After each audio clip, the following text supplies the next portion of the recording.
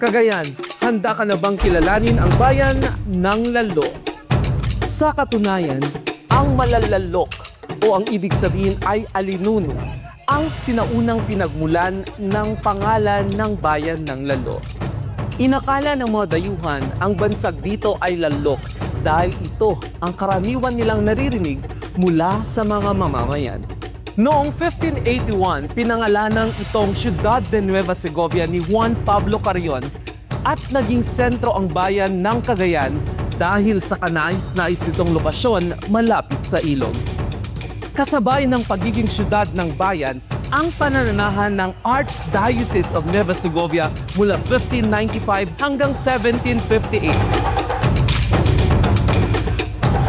Dito rin sa Ciudad de Nueva Segovia, ang unang naging tahanan ni Our Lady of Piat na siyang nagsilbing instrumento upang palaganapin ang Ebanghelyo at Kristyanismo dito sa probinsya ng Cagayan. Ang pangunguhan ng kabibi ang pangunahing hanapbuhay ng mga tao dito sa bayan ng Lalo. Meron din tayong binek, unok o ginokan na matatagpuan dito sa Ilog, Cagayan. Gamit ang karwas, taku o sarili nating mga kamay sa bayan ng Lalo, meron na tayong makukuhang pangulam. Ito ang bayan ng Lalo. Makulay, progresibo at patuloy na nagniningning. Bit-bit ang...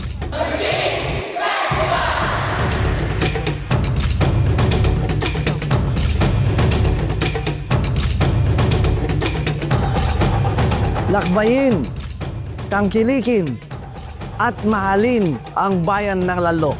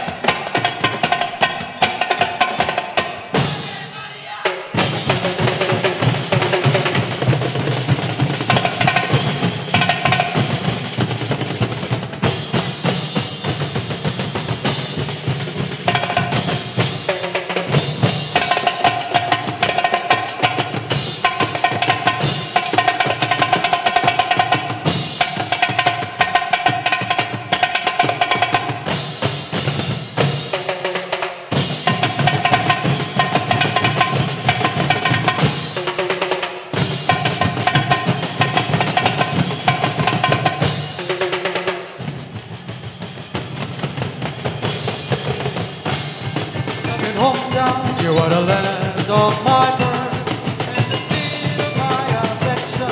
My love for you forever. I will never forsake thee wherever I may be, wherever I may roam. You will always be in my mind.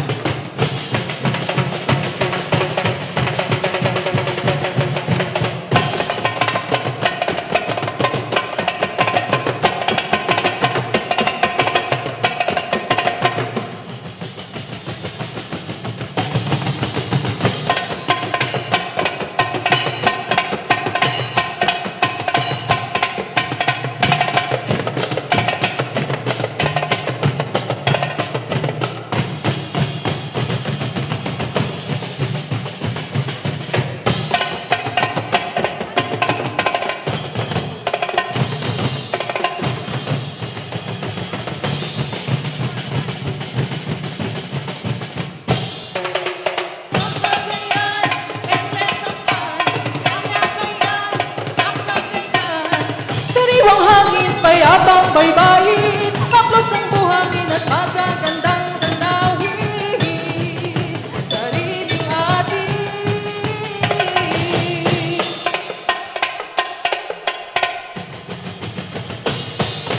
Zakagayan, endless ang fun, endless ang fun. Zakagayan, Zakagayan, endless ang fun, endless fun. Cagayan.